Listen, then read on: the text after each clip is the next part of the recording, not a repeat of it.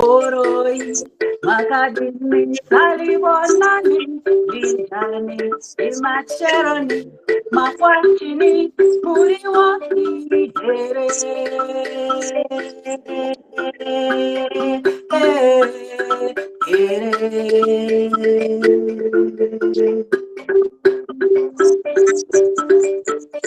¿Cómo estás, mi hao? Jambo, ¿cómo estás? Ni hao, habari, shalom, namaste, konnichiwa, hola, aloha, ciao, boroi, magadini, salibonani, vijani, dimacheroni, makwachini, muriwaki,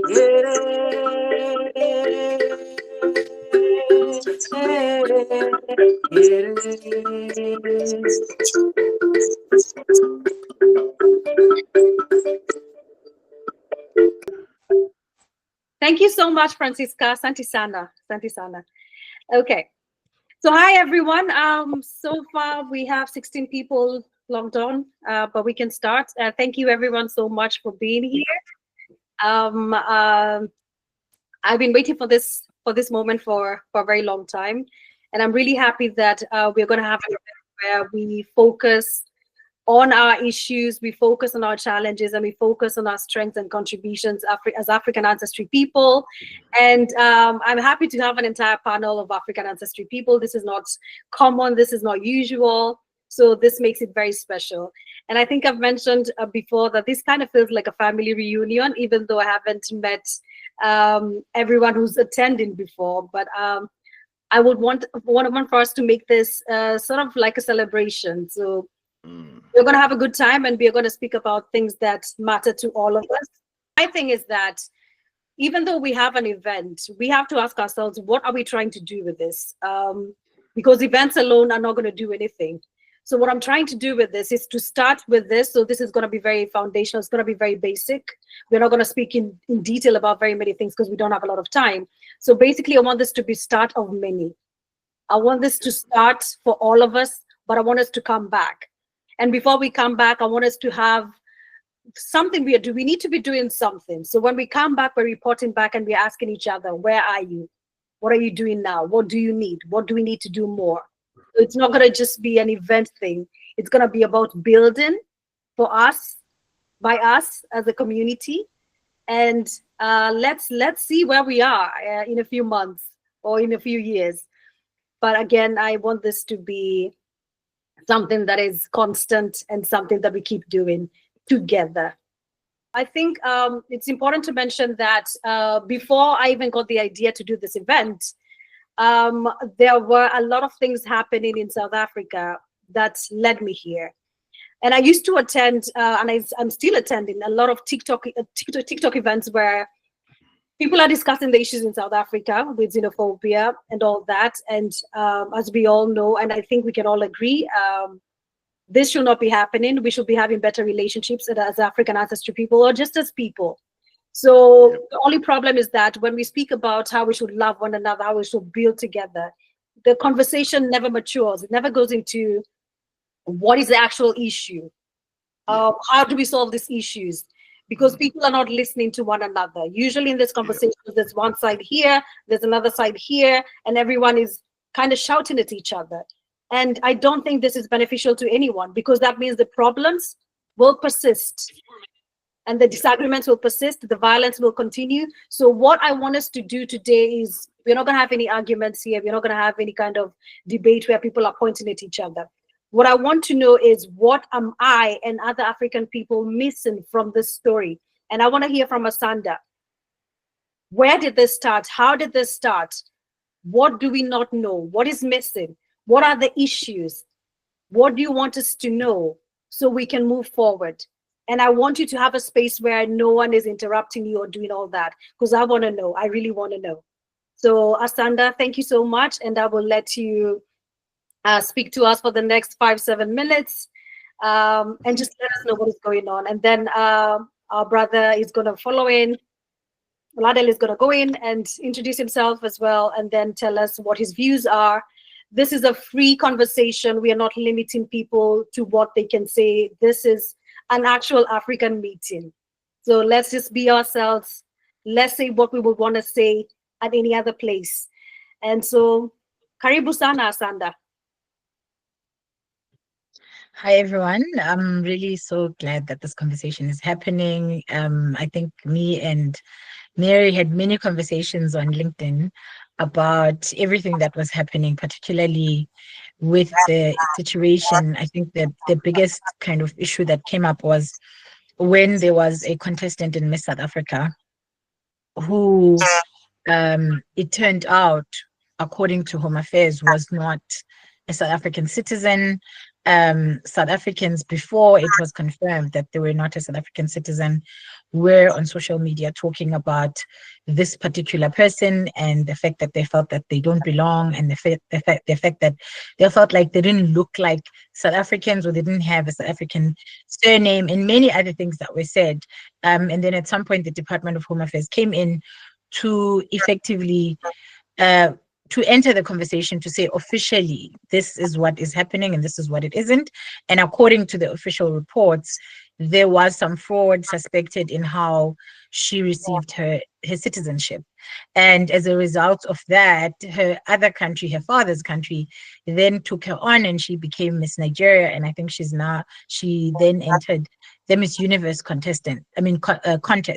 So I think, that whole conversation led to many conversations that I had with various people based across the continent, but also across the world. And I think one of the things that I consistently said was the fact that, these conversations, as difficult as they are very important, because we cannot talk about what it means to be South African without talking about what it means to not be South African. And so to talk about being South African is to talk about what it is to not be South African.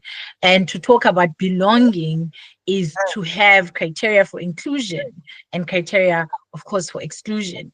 And so what I'm planning to do here today is I want to start off with a few disclaimers first before I get into really what I want to bring is the history behind how we get to have these relationships as South Africans with the rest of the continent, particularly people who have migrated to South Africa, and what the context is, so that when we have these conversations, we understand the context from a South African perspective and what it is that South Africans are sitting with and grappling with. And so, as I said, I've got a few disclaimers I want to start with. One is that I am a South African who has traveled to various different parts of the world, and I've spent time in many parts of the world, but I've never been forced to live outside of my home.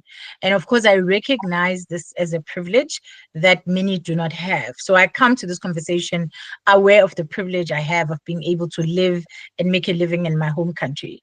The second is that South Africa, like many countries, ironically or interestingly, across the continent and globally, has xenophobia and has Afrophobia specifically, with people in South Africa who are not interested in living in harmony with those who have migrated to our country by force or voluntarily.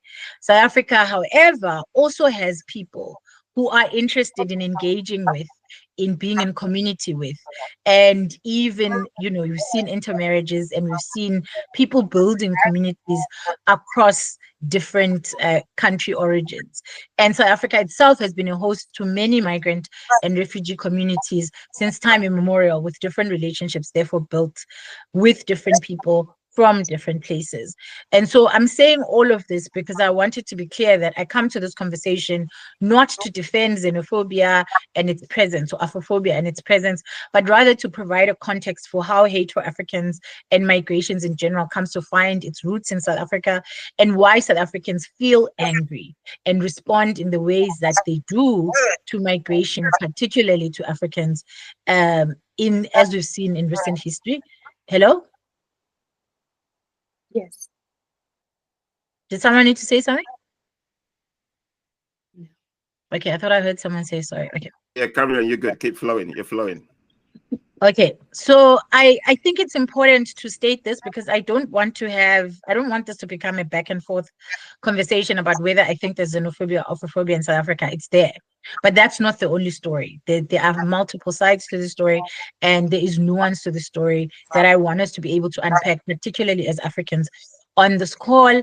And I come to this conversation with a desire to help people to understand the impact of South Africa's history, particularly of colonialism and apartheid and its hierarchy of humanities on current migration conversations. Because I think if you understand that, then you'll understand how we come to where we are and the relationships that we have as a continent.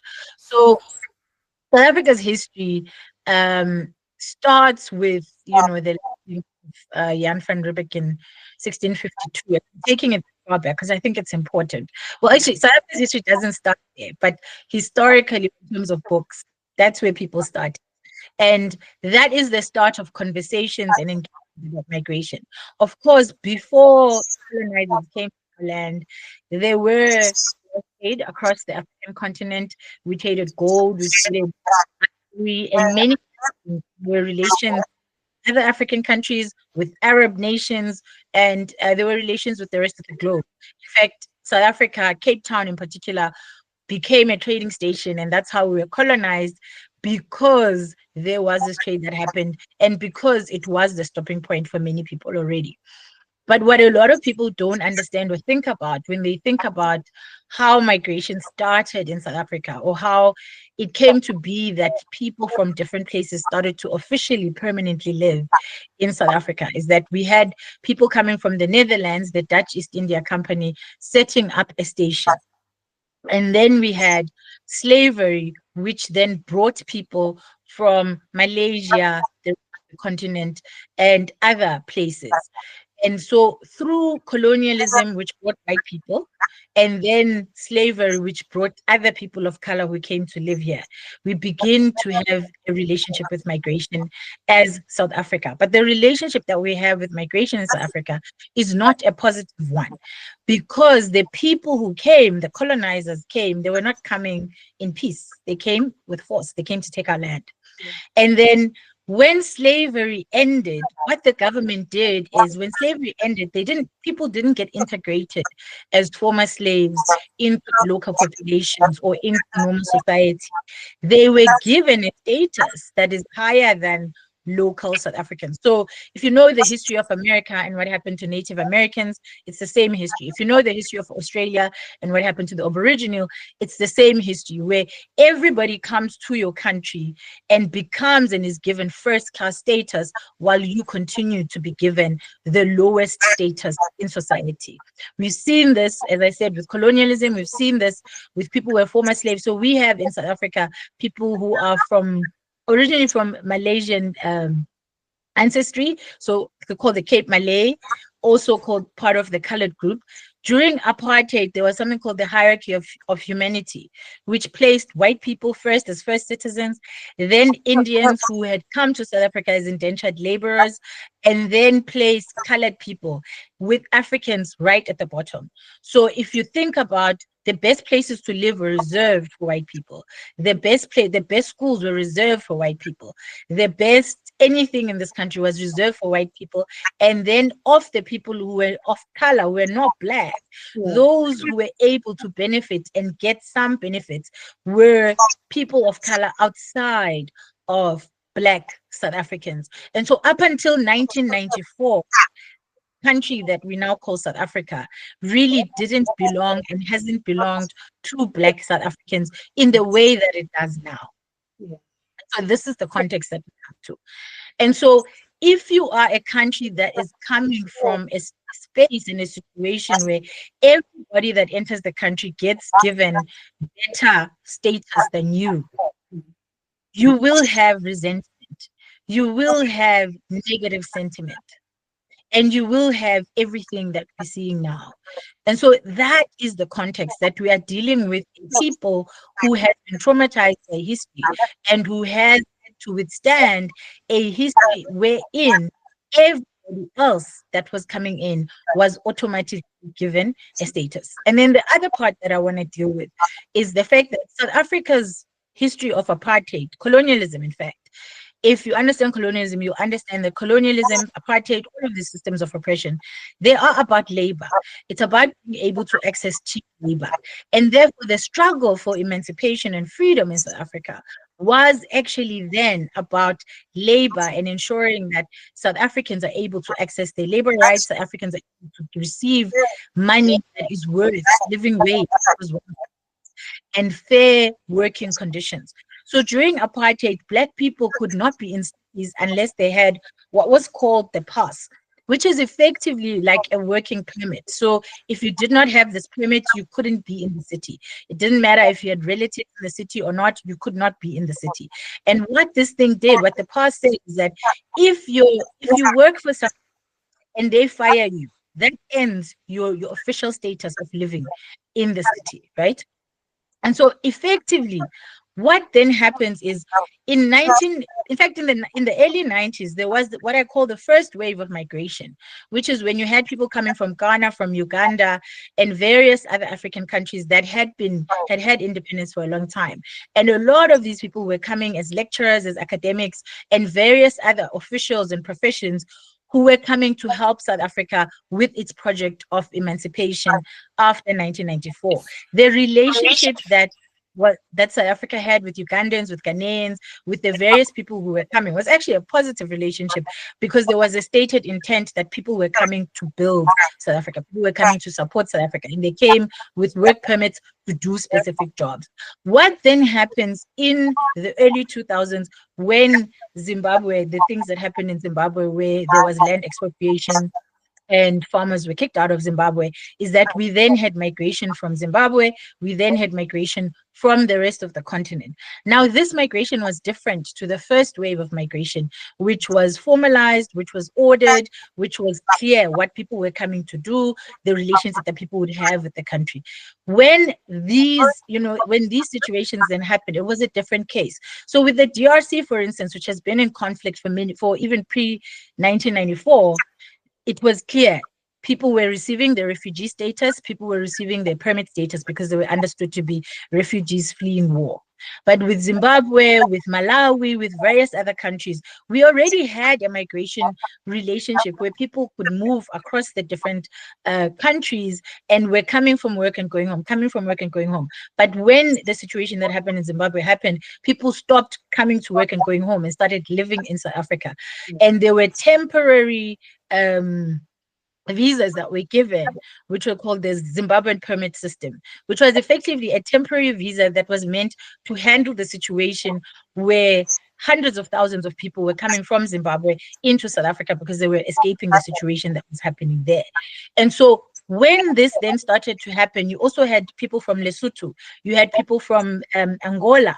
There's a Lesotho special permit, same conditions. There was an Angolan special permit, same conditions. And what then happened is over time, South Africa decided that all of these special permits that they had with the SADC region were no longer valid, and it didn't make sense to have them. And we needed to have a different regime or a different visa status. And so the Angolan visa system was cancelled. The Lesotho visa system was in the process of being cancelled. The Zimbabwean permit system was in the process of being cancelled. And then people started taking the government to court.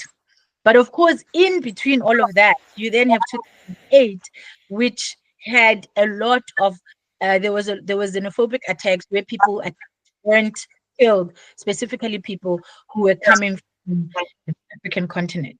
Now, this was a very specific incident or situation that happened in a very specific context. I don't want to go too much that, but what I do want to highlight before I wrap up, sorry, I know I'm taking a lot of time, but I think it's important that people understand this history. What I do want to clarify or to kind of highlight for people is that South Africa as a post-conflict country is a violent country, like any post-conflict country. And in this violence, there is something called necklacing, which used to happen during apartheid, where people would actually have a necklace put around them. This used to happen to South Africans who were seen to be working with apartheid white people and were selling out Black people. What has happened post-apartheid is that people use this method It is a very brutal method. It is one where people do get arrested for, and it is part of public violence. So people use this method particularly for people who they feel have wronged the community. So if you kill someone, if you rape someone, if you steal from people, sometimes the community will get together and will, as a community, burn someone up. This happens to South Africans, many South Africans. But what has happened in South Africa mainly is that the media mostly write stories about naked when it happens to people who are not South African. And this creates the impression that South Africans are burning people who are not South African only, whereas there is violence in South Africa and there is mob violence, and this mob violence affects people from South Africa and people from outside of South Africa. And so that's just the context that I want to bring. I think when the others start talking, then we'll be able to have a discussion. But I think this history is very important for people's understanding of how we come to be in the place that we are in. Thank you.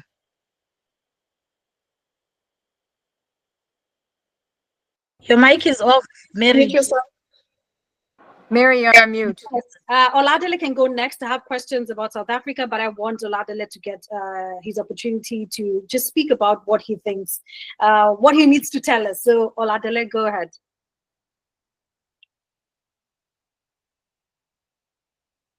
You're on mute. No, your mic is off. You're on mute, Yeah, Oladele. yeah. I'm thinking, should I piggyback what Asanda said, or should I give my view? Okay, I'm gonna come back to you later, but let me give my view. As a Pan-Africanist, and as a purely Pan-African, I'm not about any white people, because if you're here, I'm purely about black people for black people only. I believe that we do not need white people to do for us what we can do for ourselves. We need to look inwards to look outwards. One of the challenges facing all of us basically here right now is because we've been so Europeanized in terms of our education, our mindset and our thinking. We look to European solutions for African to fix Africa, which would never work for us. Like Asanda said, we know the history. Apartheid, colonialism, they've come in.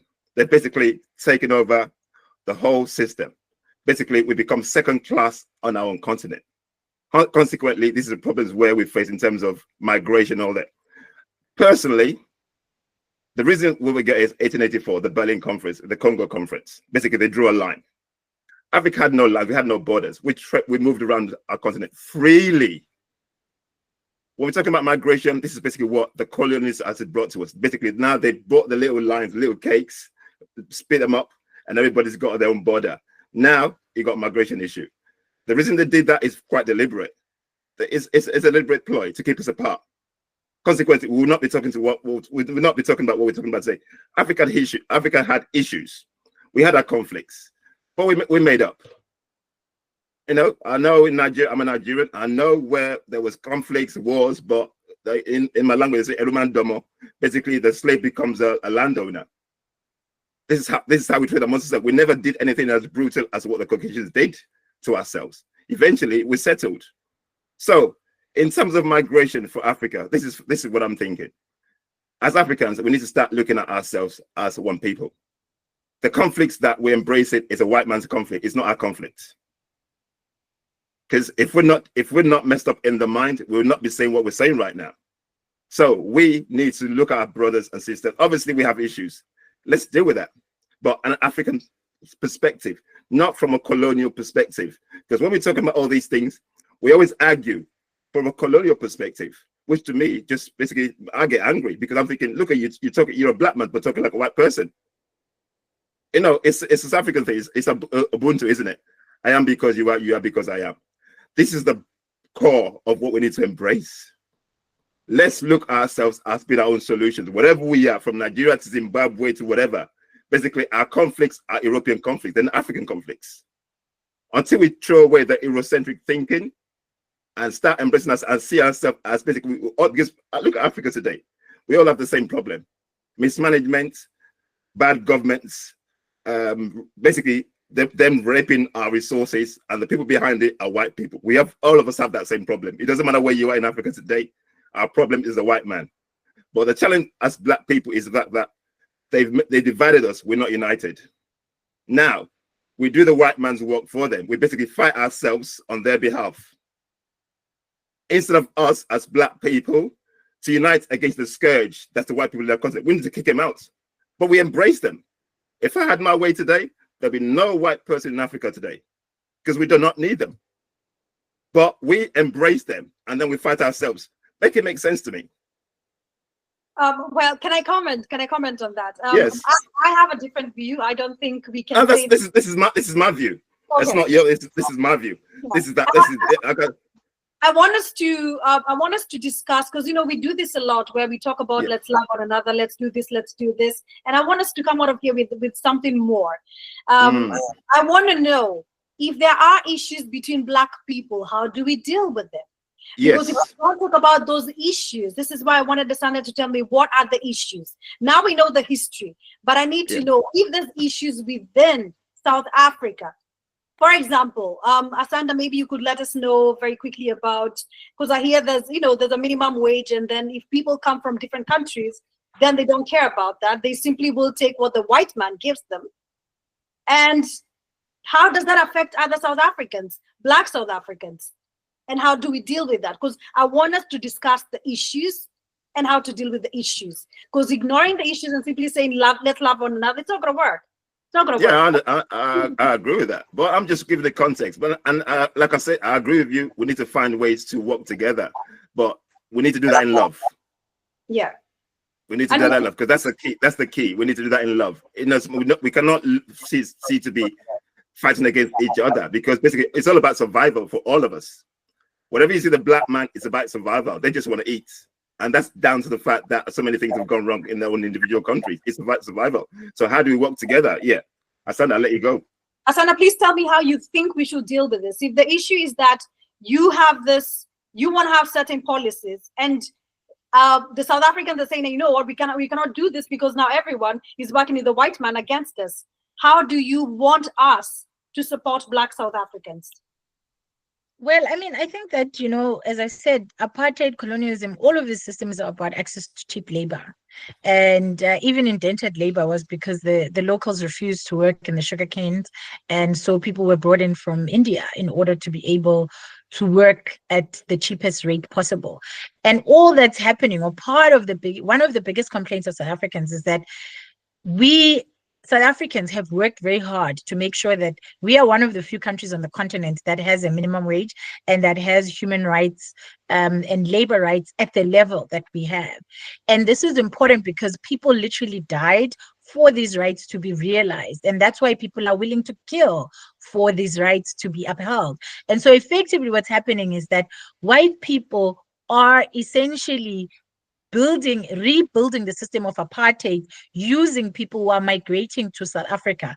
And they are exploiting people, they are paying people less than the minimum wage, and they are not giving people their labor rights. And it's easy to do that because people are undocumented, or even when they are documented, people don't necessarily always know the laws of the countries that they arrive in. And this is what white people take advantage of. And this is what South Africans complain about, that they fought for labor rights. Black South Africans fought for labor rights, fought for minimum wage, and people come in and accept money that is less than what is actually in the law of the country. And because you have people who are in precarious situations, they do take that because they don't have any other option. But the call is for people to be able to understand that the response that you are going to get when you do that may not be the response that you are expecting, because it may feel like a victimless crime, but it has an impact on the amount of money that South Africans are able to ask for if people are willing to work for less than what the country has agreed to. And I think that, it's a very important thing to understand this labor issue particularly, and this issue of minimum wage, because what it does is it creates a situation where people are so busy focused on South Africans and are so busy calling out South Africans about xenophobia, about apophobia, that you are not building solidarity with South Africans who can support in the fight against exploitation, against human dehumanizing, because the conditions that people who are not South Africans are being forced to live under and work under are horrendous. But we cannot even get to a point of solidarity because the very people who are experiencing this exploitation are too busy fighting with South Africans and calling South Africans xenophobic without understanding why South Africans are refusing to do those jobs and are refusing, because it's actually not, it's also a thing of South Africans do not refuse to do their job. They refuse to do their job at the price, because the price has already been preset. And if you are coming from a country that doesn't have the same minimum wage laws, that doesn't have the same human rights laws, of course you're not going to understand why these people are behaving in the way that they're behaving. So for me, what's also important is that when people migrate to countries, they study the laws and understand the laws of the country, and they also study the culture and the ways of being of the people of the place, because that will make life easier for them. And I say this having worked with refugee and migrant NPOs who work for the rights of people who are migrants and refugees, because the most exploitation in South Africa is happening to people who are not South African, because they don't understand the laws and they get exploited. And when South Africans find out, for instance, that people on farms are taking money, are kind of taking salaries that are less than the minimum wage, this leads to war, this leads to conflict. And it will continue to be like that until we decide to come together. Just the other day in South Africa, 80 people died in a construction accident. Most of them were not South African, and most of them were being exploited and underpaid because they are undocumented. And this is the issue that South Africans have been raising, that you are going to find yourselves in very dangerous situations because there's no health and safety, and there are no human rights, there are no labor rights protections within the working conditions, which makes you highly susceptible to be working in conditions that will literally kill you. Same with, there was a fire in Johannesburg a couple, like I think last year, and in this fire, it was a hijacked building, and most of the people who were living there, again, were not South African. And it's difficult to engage people, to support people, and to actually protect people when the very people you are trying to engage with don't even see you as somebody who could help them, because they have bought into the narratives that say South Africans are only xenophobic or are only Afrophobic. And this is a big problem for us as Africans. You know, it's important for us to say we must love each other, we must work together, but you also cannot work together with people who also hate you in your own country, because I think that's the other thing that's important to mention. You cannot go to somebody's country and hate them for simply being themselves. And we're going to get back to this because we are already we are taking the next sessions, the next part of time. But we will discuss more about this later in the Q&A session. So the next session now we can start with our small group. We want to discuss business and development activities. So Olusegun can go next. Karibu. Yeah, thank you very much. I mean, I'm going to be discussing this with Chipo and I think Kea. Please correct me if I'm not pronouncing your names correctly.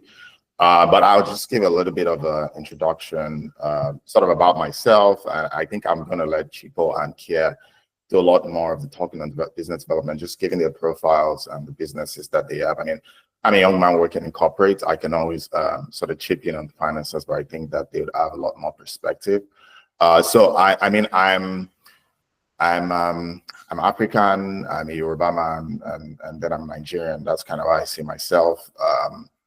Just because, I mean, from the conversations that we've been having, Nigeria is, in my opinion, essentially a colonial construct. I respect the fact that we have to live within the countries that we live in now, but I mean, I would even say Nigeria in itself is a name that was not given by ourselves, right? So he don't even bear a name that we gave ourselves. But having said that, I mean, I started my career as a young man in Nigeria. And, you know, I had a good time working there, you know, feeling very valuable in terms of the work I do and to the communities that we provide work to. And, you know, I got the opportunity through my work to move to the US after a point in time on what was called the Global Management Program. And I mean, once I moved to the US, after a while, or very quickly, I mean, I really started to notice a lot of things that I, of course, in Nigeria would not have observed or seen. I mean, one of the first people that I started to talk to was an African American who was working in the IT department, very nice guy.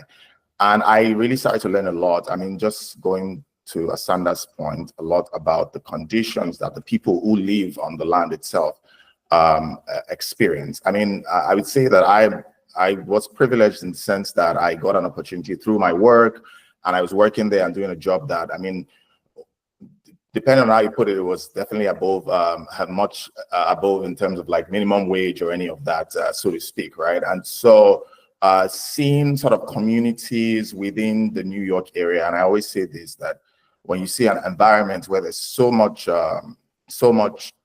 wealth, but also so much poverty in the same place, and you see like who the people that are actually experiencing so much of the poverty, do you know what I mean, and who's experiencing so much of the wealth, I mean, it starts to really make you ask questions if you are really like observing the world around you.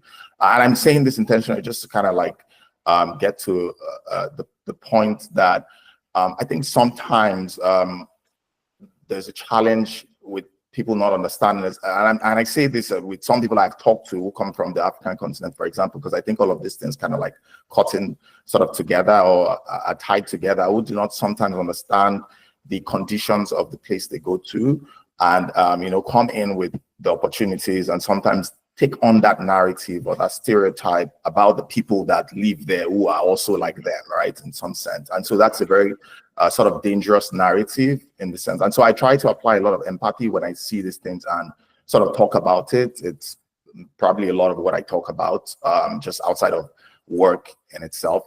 But speaking to business development opportunities, I think one of the things that I've observed is that the system has created conditions where it's difficult for us to do business with each other. And at the end of the day, we have to understand that money, doing business with each other, in whatever way, even if it's just buying something from people's shops, right? I try to encourage people, you know, as much as possible, go out of your convenience to buy something from somebody that looks like you, because it keeps money in their community. I mean, that's, in my opinion, is the start of business development, right? In some sense, that those small vendors who need your money in some sense, where the people who are from here might not go patronize.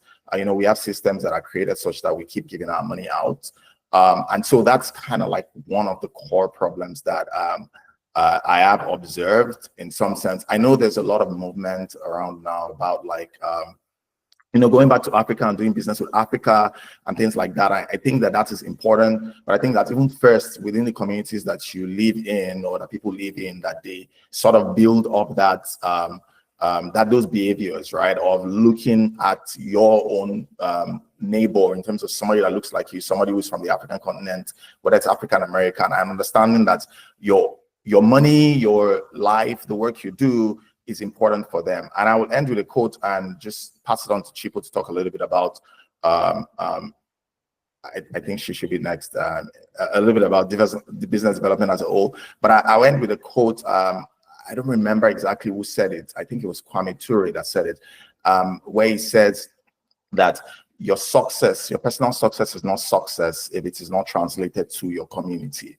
in the sense, because what you do is, if you do not work for your own people, or if you do not use your skill set, if you do not use that those benefits or those privileges and opportunities you have for your people, then you have betrayed those who have shed their blood to give you those opportunities. And I think that that's a very, very important statement for many people who sometimes have bought into the colonial mindset of individualism. Individualism cannot save us, especially as people. Individualism might be useful for other communities because they already have systems that are set up to protect them, right? We have to face a lot of barriers, and so we must start to think in a way that protects us, right, and not take all our money outside. And once you start with small things like that, it builds up to wanting to do business with people that look like you. And I mean, I'll just end here, and hopefully it'll maybe come around at some point. But I just wanted to start that as a base to sort of kick off the conversation on business development. Chipo, please. Thank you, everyone. So Chipo Nyambuya, I am Liberian and Zimbabwean, born and raised in Liberia in the United States. And I'm a diehard, dyed-in-the-wool Pan-Africanist. So as we have this, when Mary set the date for this conversation, because I'm going to say it's an opening conversation and not a meeting, it's an opening conversation. What occurred to me is that this is happening the same time that the BRICS conference is happening in Kazan, Russia. So as we talk about doing business, and as Olu was talking about doing, individual, you have to serve your community. Those are the two of the keyest components. Because even if we're talking about money, we have to, there's one major thing that we have to recognize. Capitalism, individualism is built on the back of Africans. Yep. So we cannot succeed unless we are in the collective and acting in a Pan-African way. And so as we do business with each other, we think about money. What is money? What's behind the little pieces of paper? We're doing business, we're selling, we're buying. What's behind the little pieces of paper? Our resources. That's what's behind the little pieces of paper. And so to the other Oli's point, we need to, decolonize that mind and decolonize that thinking. So it's not about us kumbaya and loving each other, but it's us recognizing that the resources and whatever value there is in the global economy, in doing business, is in us and on our lands. And so as we go and we build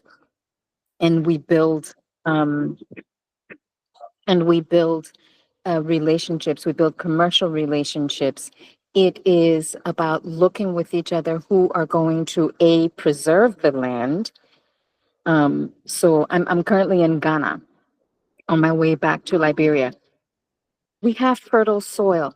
What is Bill Gates doing with GMO on our fertile virgin soil of Africa? We don't have food insecurity. The West, and the West, who has crapped all over their lands and their soil, they have food insecurity.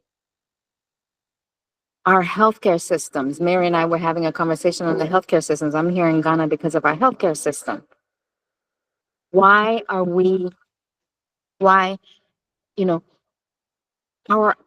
health outcomes are tied to the soil, are tied to the land.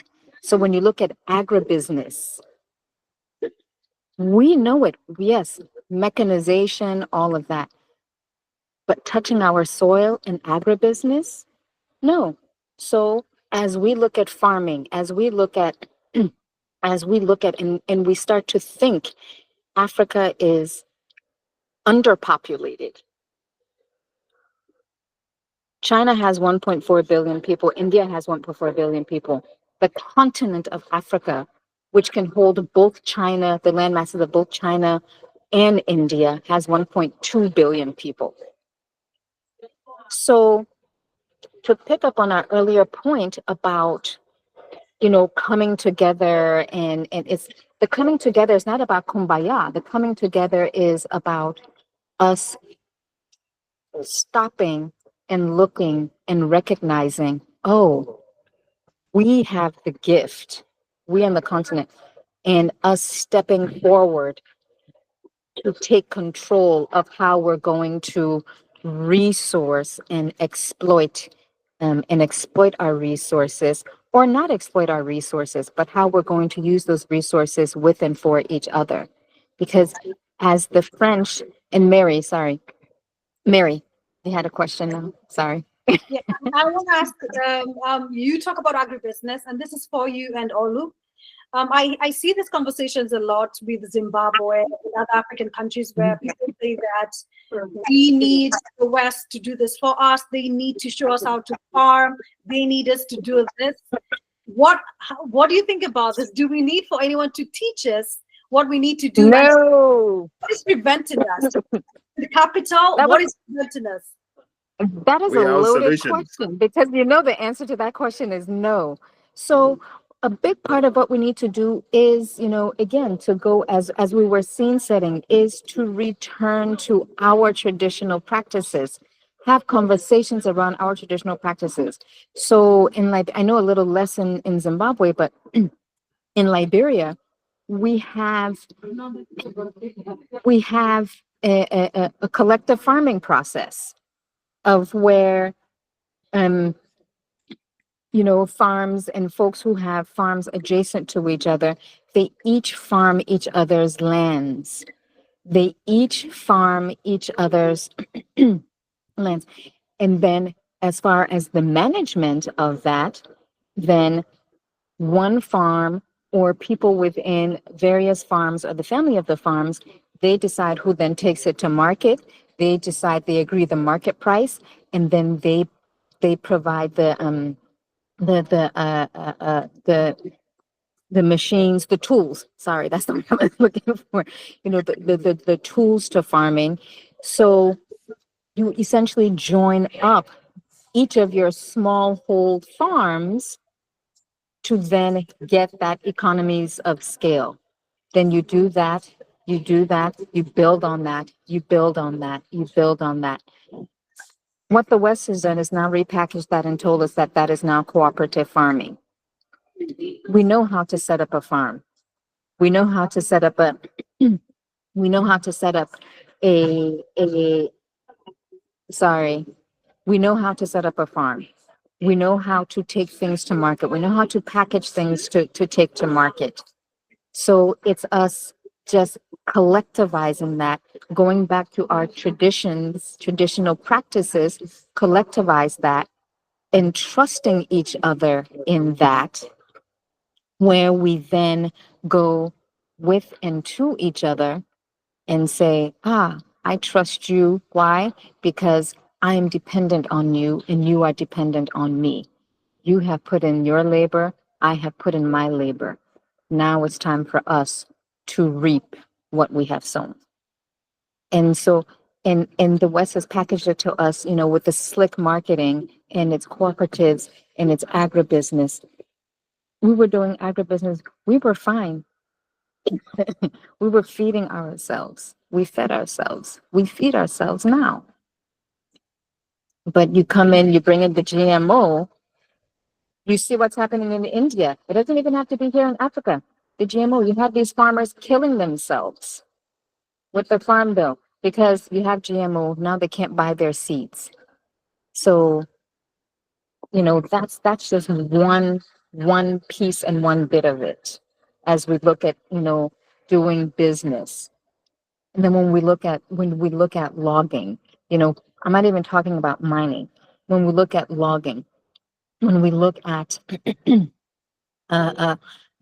all of our forests, we look at the entire desert economy. And so it is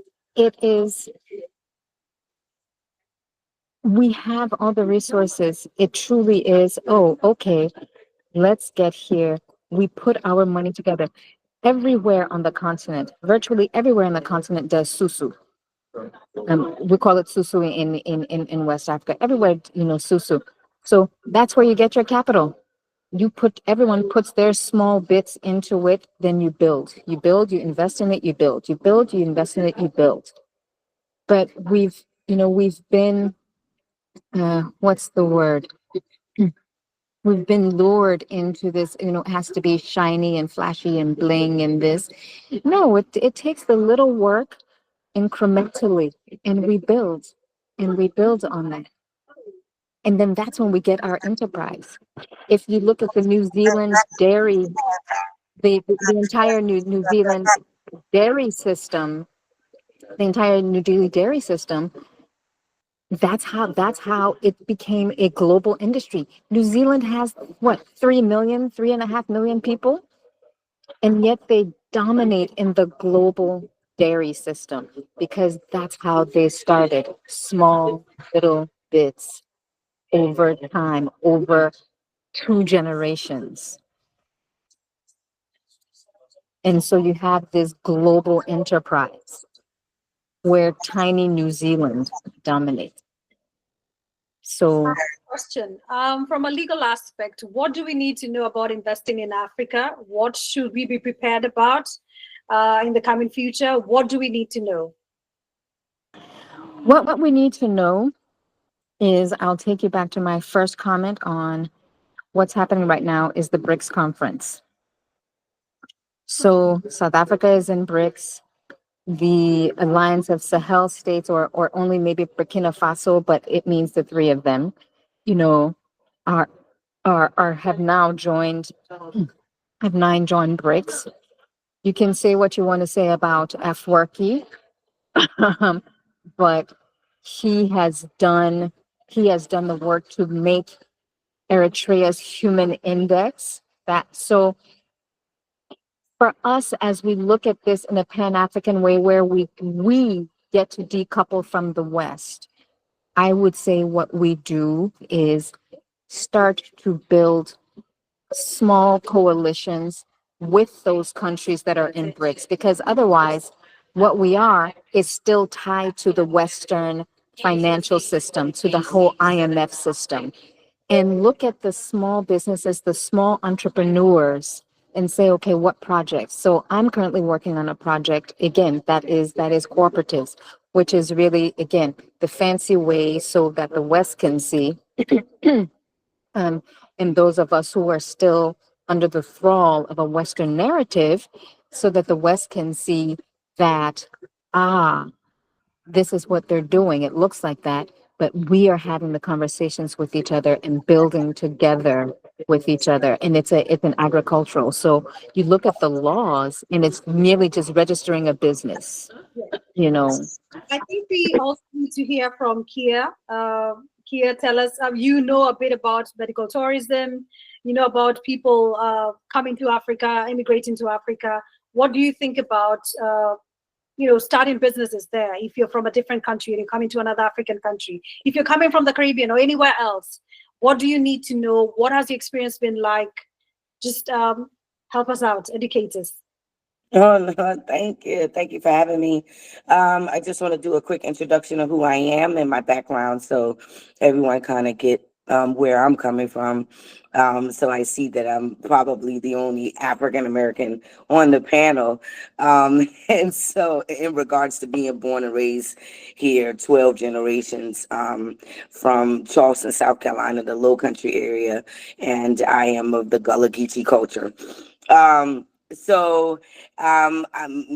background, I'm ex-military. I did 7.5 years of civilian government contract, and then I started my own business on the continent going on 7 years ago. Started going to the continent 13 years ago. And I realized immediately while I was working in Afghanistan, I met my first Kenyan. And often here in the U.S., as an African American, because our communities are often segregated, if you will, in terms of continental Africans, and I use that for conversation purposes, and African Americans are separate. So we often don't get to fellowship with each other and learn about each other here in the United States. So it was quite interesting for me to go all the way to Afghanistan and meet my I like to call continental Africans our cousins, only because of the we say 400 years, but at least 700 years of the disconnect that we have, and find out that there were more similarities and there were more ways on us to create what I like to call conscious trade and commerce through relationship building. I know we have two Pan-African. I definitely subscribe to Pan-Africanism, as well as somewhat of foundational Blacks. I don't subscribe to it holistically or in totality, but you can be several things at one time, right? And subscribe to some things and pull from it. And so my first time landing on the continent, I didn't know that I would fall in love with particularly Kenya, but the entire continent. And this catapulted me to another place in regards to, okay, I didn't know in a million years that I would even have the opportunity to return to my roots where my ancestors haven't had the opportunity to do so. Marcus Garvey himself hadn't had the opportunity to go to the continent. And so I am a part of Marcus Garvey and my ancestors' wildest dream to place my feet on the motherland and to be welcomed by my cousins, open arms. And the first thing that we started discussing is, can you bring more? And I'm like, okay, hold on, that's a process, you know, in regards to bringing more of us. And this is 13 years ago. This is before we were really having these conversations in the way that we're having it right now. In fact, people thought I was weird. You know what I mean? You're going to Africa? Why are you going to Africa? Why would you do that? You know what I mean? And I'm like, first off, relax. And I'm going to start educating as I go along, right? And so in 2018, after trying several times to open up a business in Kenya and failing, because it's trial and error in the process, we finally found something that worked where it is conducive or beneficial for the collective, right? And we started what now it's called, my new company called Traverse Culture. We are a travel concierge company that specializes in humanitarian work, business development, relocation assistance, real estate development, and medical tourism. I am registered here in the United States. And then also my international hub is in Nairobi, Kenya, where I have between 6 to 12 employees locally there. We have a brick and mortar. We've been doing business now there for 6 years. I love to report that we just relocated 4 African-American families and 1 Nigerian family to Kenya from May until now. We relocated our first Nigerian family to Kenya 2 weeks ago through our program. And what I've learned and what we teach and what we offer is business development, specifically in Kenya, right? Because you have to start in one place. You can't go all over the place and try to do this. But specifically my area of interest and expertise in regards to helping the diaspora outside of the of African diaspora is education. But more important, what we figured out through this whole process, me myself being African American and also still coming to the continent with American mindset, I had to learn as I'm walking through the process, hey, yo, you're more American than you think you are, Miss Ma'am. And so we need to dial back a bit and incorporate our local cousins and a part of this process. This ain't just about you being African American and coming to these people country and acting like they ain't got nothing to do with it. No.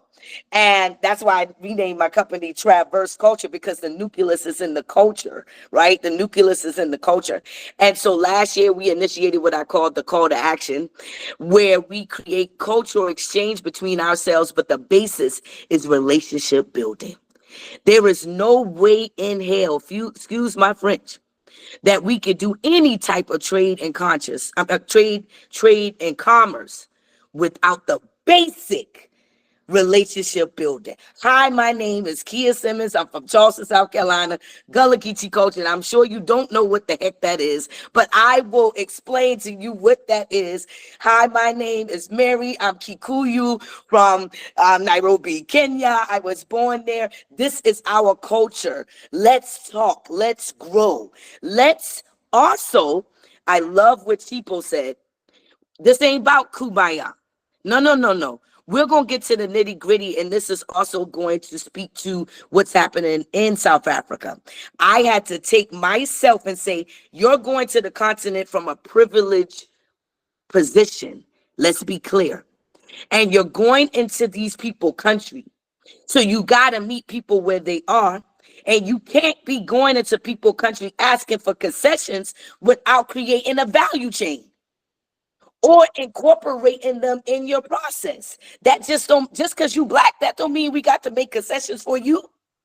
We got to make it make sense. And so what I learned, and I'll end with this, guys, because I'm gonna get on my soapbox now, is that we have got to talk about the differences. The value is in the differences. The differences is 700 years of data that we can use. Our predecessor or our counterparts who don't look like us, they understand the value in the differences. We don't. And so having those uncomfortable conversations about the stereotypes that we have about each other is absolutely valuable and needed. And so I definitely implement that in the business that we do. And thank y'all for allowing me to get on my soapbox. Can I jump on it? Can I jump on it, Kea? Chipo, give me a second. I want to ask a question. So thank you so much, Wakesha. So Kea is also called Wakesha. It's a Kenyan name. It's a Swahili name. And it's a beautiful name. Thank you so much. I wish we had more time because I wanted to ask you so many questions, but we can do this again. So Chipo, I want to ask you something. Did you mentioned Eritrea before, right? Yes. So we have to be very careful because we know the conflicts going on in the Horn of Africa. We have to be very exactly. We have to be very sensitive. To me, it doesn't matter if you're creating wealth or you're creating opportunities for people when there are people being murdered. So we have to be very sensitive about this. And I need for anyone who's listening to know that for me, the first thing is about the safety of the people. I don't care what you're doing. I don't care if you're a rooter from Kenya and you're creating all these deals with all this. I don't care. If your people are not safe, that's the first thing to me that matters to me. So if you're from Eritrea, I see you, and there's a comment. I want everyone to check the Q&A session. So there's a little pyramid thing at the bottom of the screen. So click on that and you will see all the comments. And everyone is allowed to leave their comments there. So Eritrea, I see you. Ethiopia, I see you. Somalia, I see you. Sudan, I see you. DRC, I see you. I see all of you. And your safety is number one. Period. That's it. So and I do echo that. Coming from two countries in conflict, in truth, like in Zimbabwe is tempered, but Liberia, Sierra Leone, so I spoke with Mary a little while ago, is that because I have all of that in me, I don't speak dismissively, but I think it's that I make assumptions and I have these biases, approaches when I have these conversations, because it's like I have the conflict in me, I have the and I understand. So I make the assumption that everyone else understands the place from where I'm speaking. So I do see you and I do understand. My business partner is Congolese, and so we're constantly having these conversations. And so I do see you, and I think again that still takes us back to our initial comments on that reconciliation with each other on the continent, and our conflicts, and where are our conflicts coming from?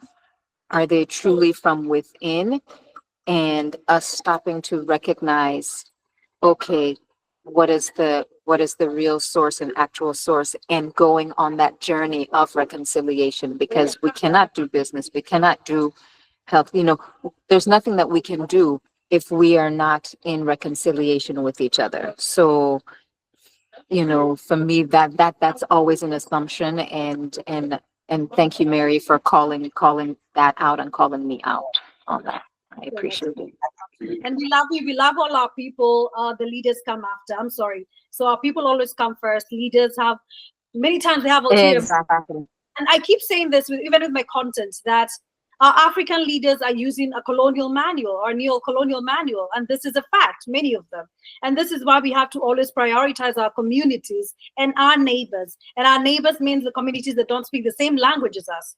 You don't have to have the same mother language. You do not have to have the same father language. But you are my neighbor, not the leader. The leader is living somewhere else in this posh estate. He's protected by other people from different tribes, by the way. They come together when they're stealing from us.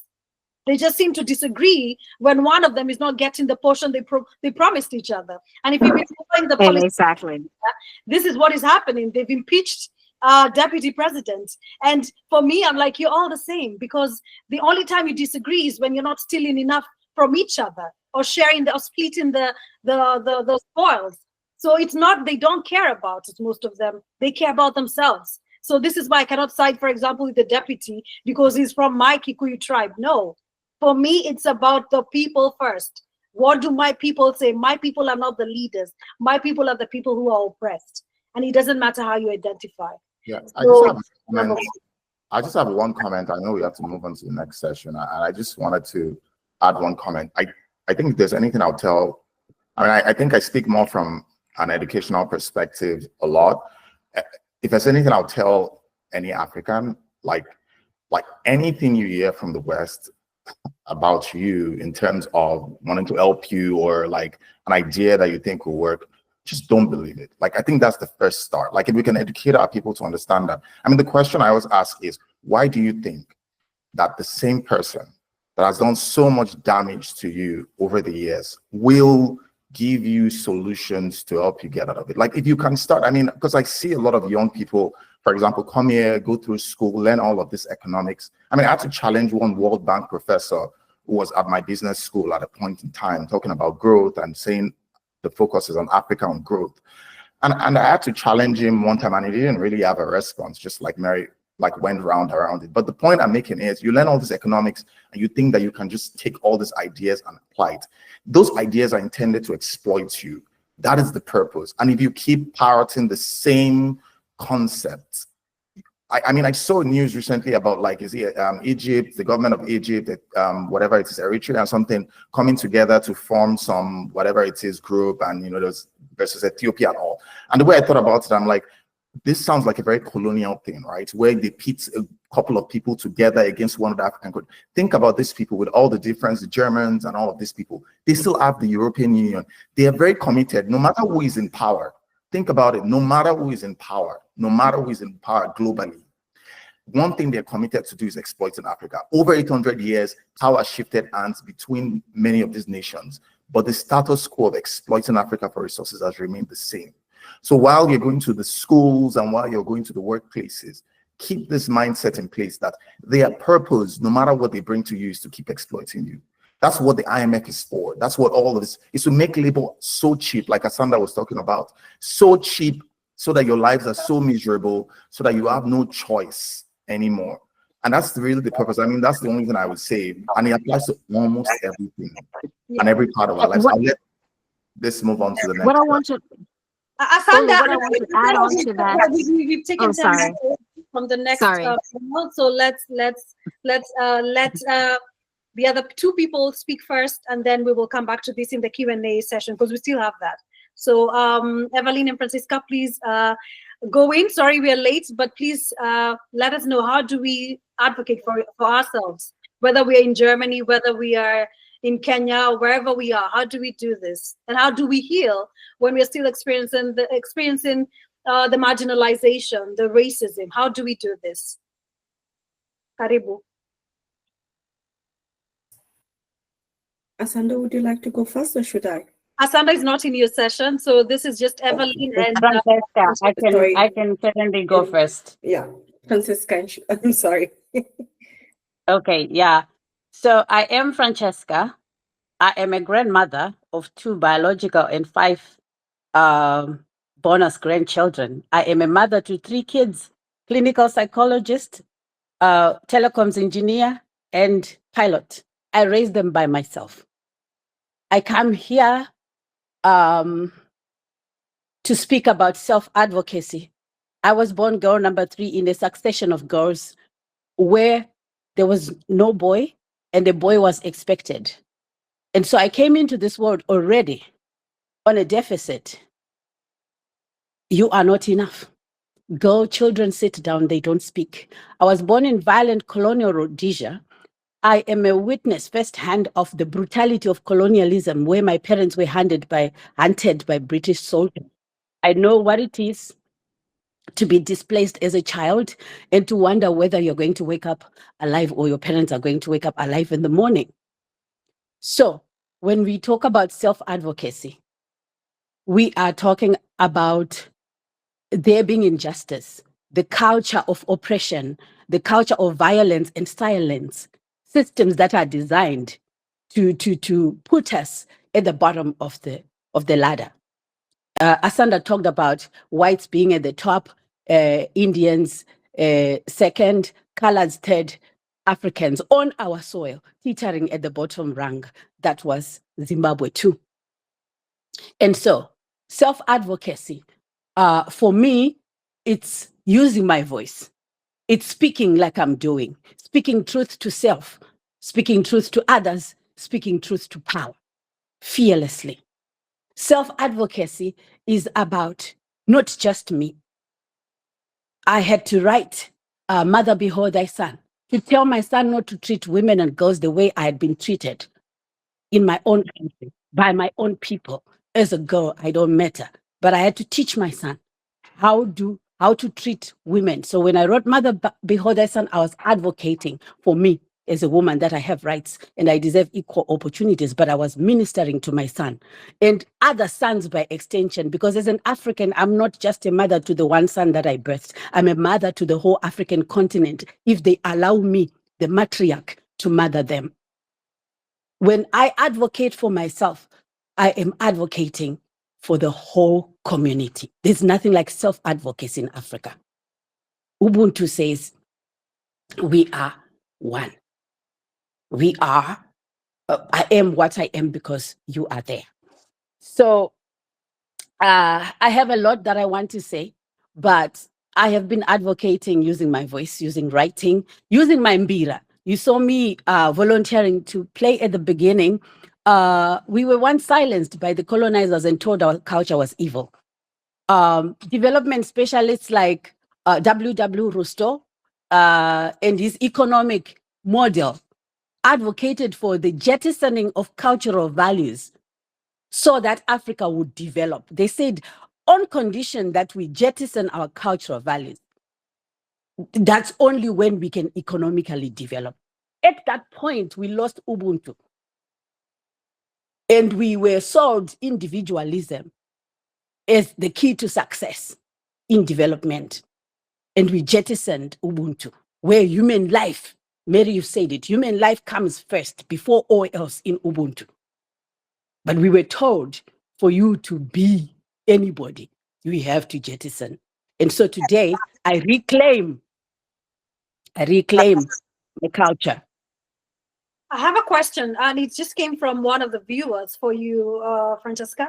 The person says, my question is, why are Africans and Black people primarily addressing racism, murder, conflicts, and bad leadership when the challenges we face often extend beyond the physical realm? Why are we tackling these issues why are we not tackling these issues from a spiritual perspective and working our way to what we want to see? Do you have anything to say about that? Yes, I do. Yes, I do. I just greeted you playing my mbira. It's an African traditional spiritual instrument that our ancestors used to transcend and to speak to God, right? And why am I reclaiming that? Because we were sold the roots that Christianity is the way to worship or to connect to our Mecca by people who were interested in what is in the underground of our soil, right? And so spiritually, I am reclaiming. Spiritually, I am healing myself through playing my mbira, through ministering in song. And socially, I'm making a difference because I connect to my ancestors through my mbira, through my music. And I talk, advocate for justice through my culture, through my mbira. And so I don't know how else other people worship, but I have been reconciling my Christian and my African identity. And I will not be sold the lie that Christianity came to liberate me. I am liberating myself. I am emancipating my mind from mental slavery, as Bob Marley said, by returning to who I am. My mbira saved me in 2014 when I was 44, and I'd made a decision that a woman should not have made. And the only thing that brought me back from the brink of suicide when I was ready with codeine and cough mixture, ready to quit my life, was going back to my mbira. One day I'll play this song for you. It's called Mbira Zangu. It grounded me and reminded me who I am. So in Africa, we are rich in our cultures. If we go back to collect that wisdom from our ancestors, we will never stand before each other and talk about Jesus Christ, someone we don't know. Yes, because I was born Catholic, I am still trying to reconcile that, but I do know that I'm an apologetically Zimbabwean, and that mbira, it takes me somewhere spiritual where no one else has ever been able to take me. I'm sorry, I speak from my heart, and I just wanted to say, I'm very honored to be here, and thank you to all the Pan-Africans and to our ancestors, because I don't believe this is of our making. They are speaking somewhere and commanding us to do this, because we have to return to who we are and honor them and show the world that we can do things by ourselves. We don't need nobody to tell us what to do with what's in our soil, with our riches. I think we need. I want to end here. I think we need a longer session with this. Every topic we've discussed so far, we need at least 5 hours, and we need to do this again. And I still want to see the same people here. I want to see you again, where we have a lot more time to discuss this. And I know there are people who worship, believe differently, and this is fine with us. The reason why I am applauding you, Francisca, is because we were what we were before everything else that was taught to us. And this is a fact. Amen. There's no way Absolutely. ever silence my own sister going back to her roots. Because all this time, all these centuries, we've made room for all the others to dominate and to control us. So why would I not allow my sister to celebrate her own ancestry? Why? We celebrate with our hair. You can see today I'm having my own afro. I did my own style by myself. We're speaking about our religions. We're speaking about our languages. I've spoken some Swahili. So this is how we celebrate ourselves. We allow ourselves to be free. And thank you so much for feeling comfortable enough to speak your truth. So next we have Evalyne. Evalyne, please go and let us know, what do we need to do as an African community? So what does self-advocacy mean for me? That was a question I wanted to answer today.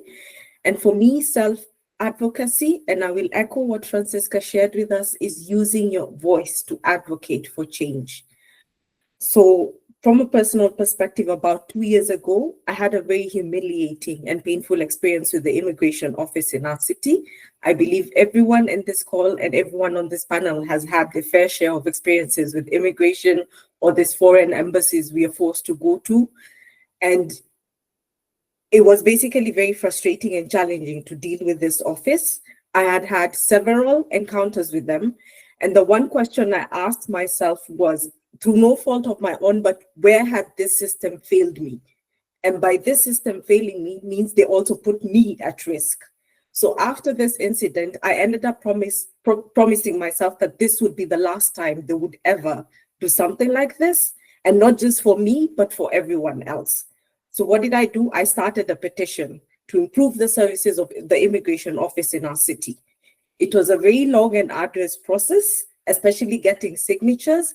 And I remember the one thing that really got to me was getting signatures from our community, people who are afraid to sign. And I quickly realized that this wasn't an issue for also many people, because you could read from the comments where people would tell you something like, you should be grateful there's an immigration office. And I'm like, okay. So in the end, the petition itself wasn't successful. but there are three significant things that happened that brought about the change that we needed. One was because I was very loud about the petition, the anti-discrimination agency in the city I lived in signed the petition. The vocational training center signed the petition. And the third thing was even the employees that work for the government agencies signed that petition. So what this did was it drew media attention to the petition. And as we all know, especially if you live in the diaspora, image is a very important thing out here.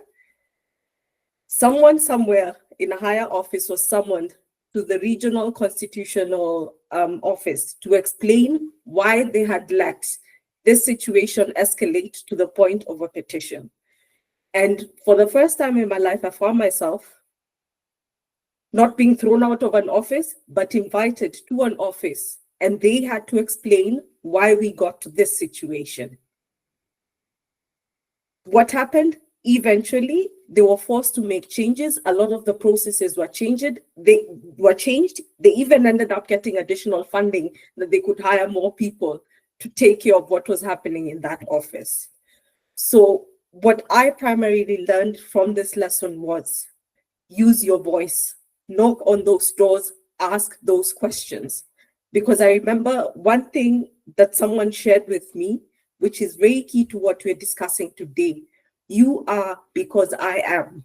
I am because you are. And that is the Ubuntu spirit. When you walk into these offices, you're not a human being.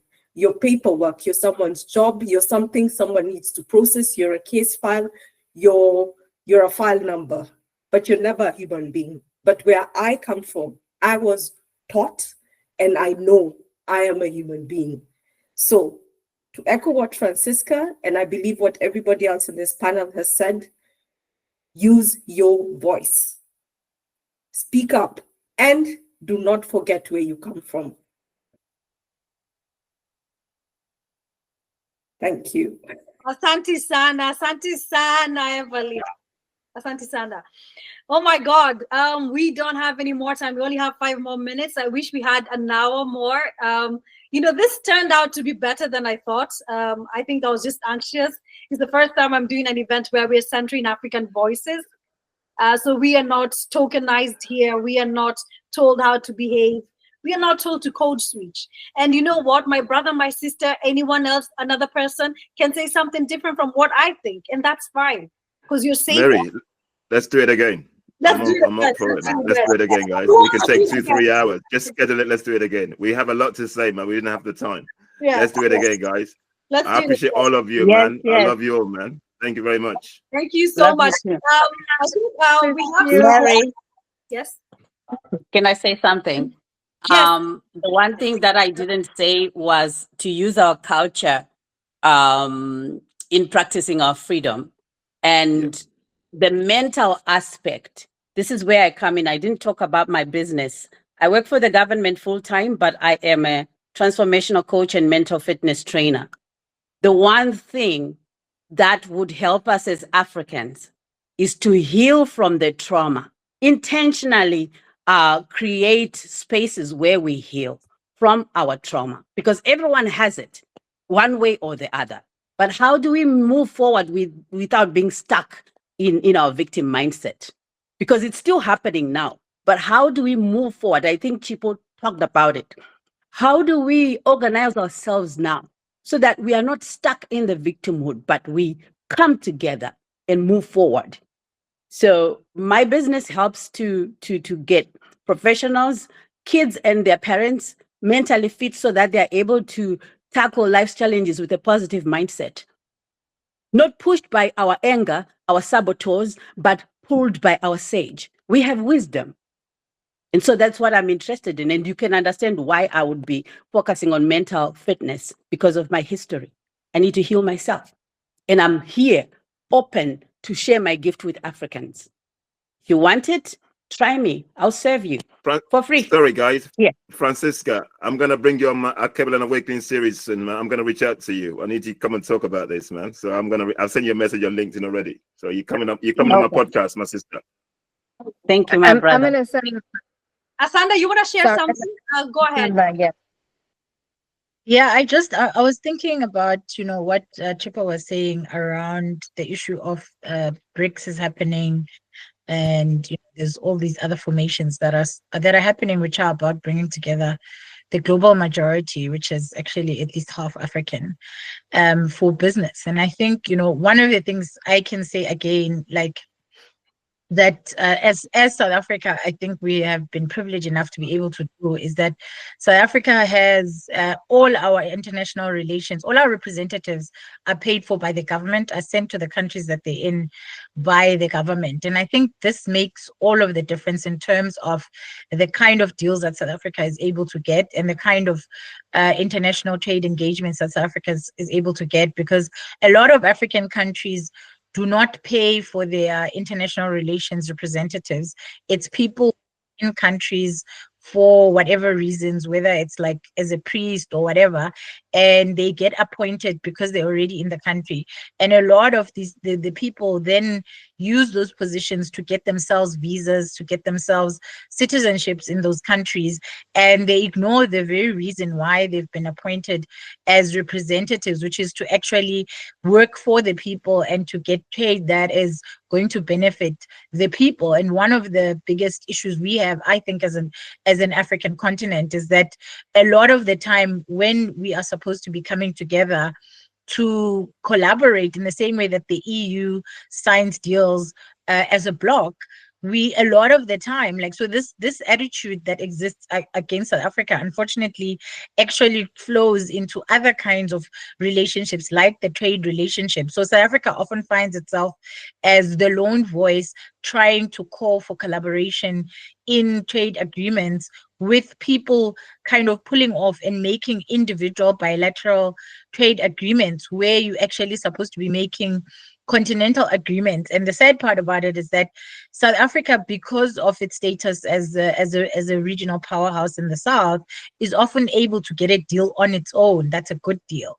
So when other countries fall away and don't collaborate, it just simply means South Africa will get the deal that it was going to get, and the other smaller countries are then find themselves in a worse off position. That's why if you look at the multilateral agreements that exist, or the multilateral organizations, SADC is one of the strongest, because Botswana, Lesotho, Namibia, and Swaziland have recognized that it's in their best interest to work with the regional powerhouse in order to be able to get the good deals. But this is not happening across the continent. South Africa hosts the African Union Parliament, but even there are a lot of policy discussions that are happening, and people in the various countries, unfortunately, are not paying attention to those engagements. And so we struggle to basically come together and build a policy that says GBV in Africa, we are ending it, or whatever it is that we decide is an issue that's continental, we are ending it. And those are some of the issues. That's why it's important for us to engage and understand each other, and know that when we come into countries, or when we engage in narratives that exist, we must ask, who builds these narratives? Who has a narrative that says Black South Africans are lazy, Black South Africans are all of these things? And who does it serve to believe this? And who does it serve and help? Because when you understand that, then you'll be able to engage in the conversations in a different way. And I think, South Africa has been isolated from other countries for a long time. And we as a country are also learning how to engage, particularly with the rest of the continent, as the youngest baby in terms of democracy. But this is not going to happen if we are not collaborating, if we are not seeing each other as human first and as Africans first. Thank you so much, Asanda. Thank you so much. I think we will give Mui a chance to speak, because Mui wasn't here for his panel in the beginning. So please go ahead and tell us something. Share with us what you think we need to know about you, and how we can come together as an African society and as an African community to build ourselves. I think your microphone is off.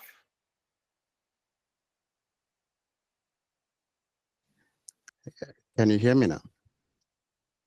Okay, good afternoon, everyone. I'm very sorry that I missed my slot. the plantation called. Sorry.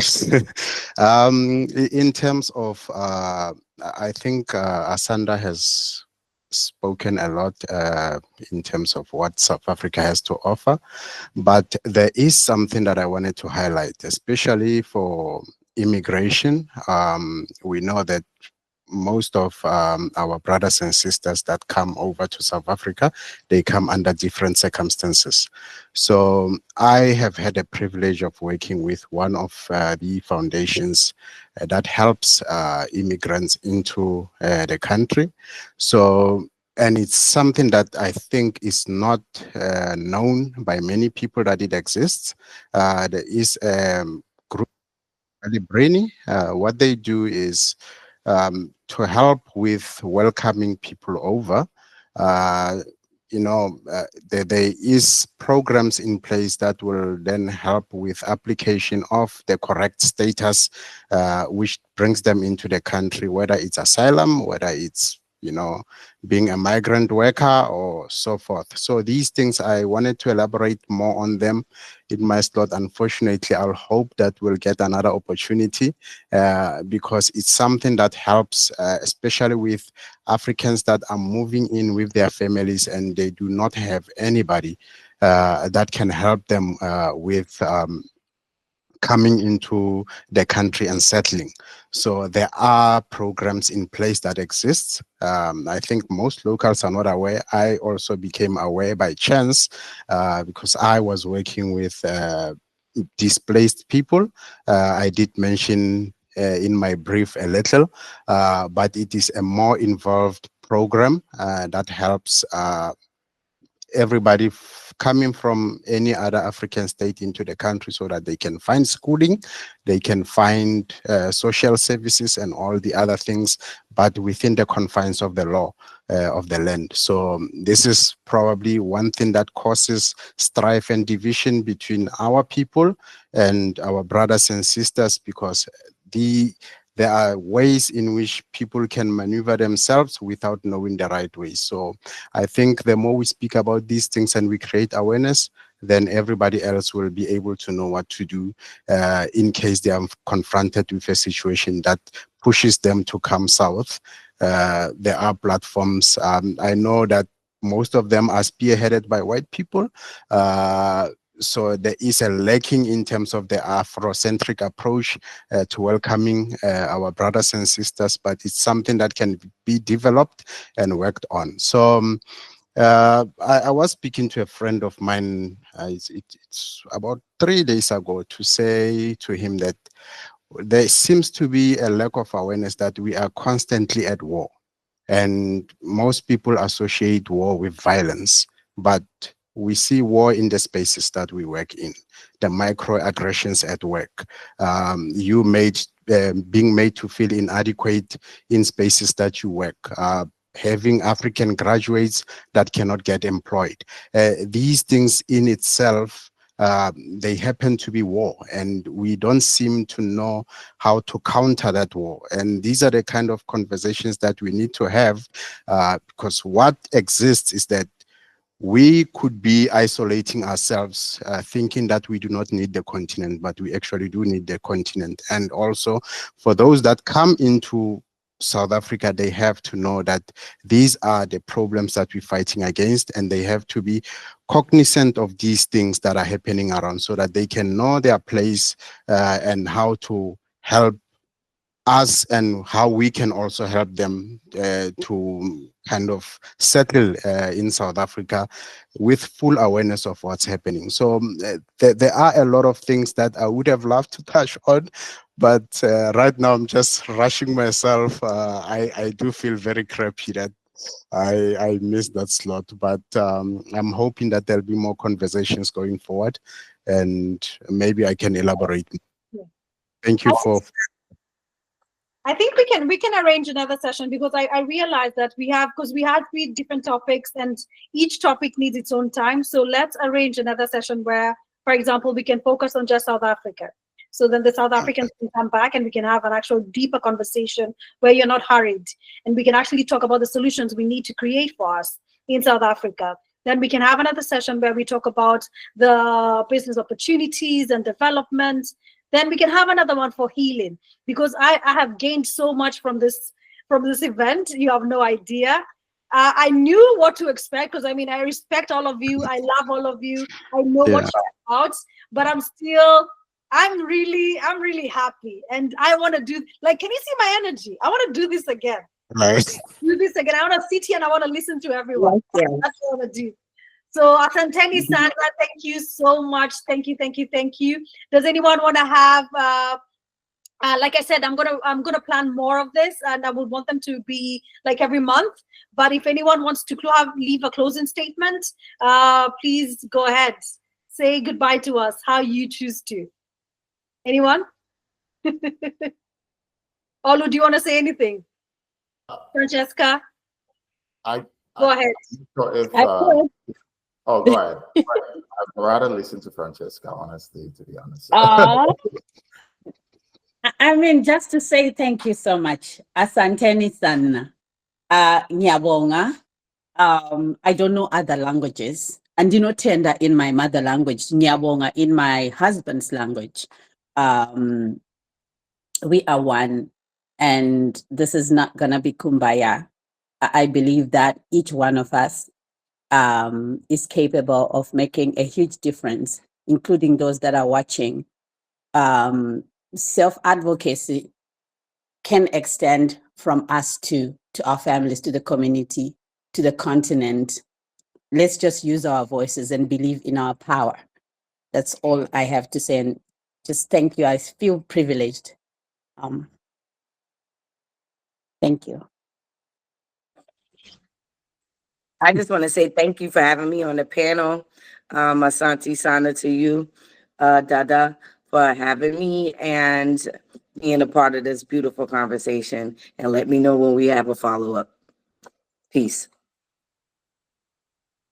And it was Samora Machel that said, for the nation to rise, a tribe must fall. So we need to see ourselves outside of the confines of our tribes and see each other as one. I think those that are in the diaspora can confirm that whenever an attack comes, it doesn't ask which tribe are you.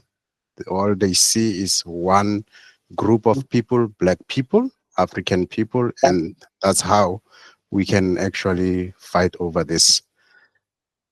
Thank you very much. Thank you, Mui, for that. That was great. Thank you, Mary, for organizing. Thank you so much. I appreciate it.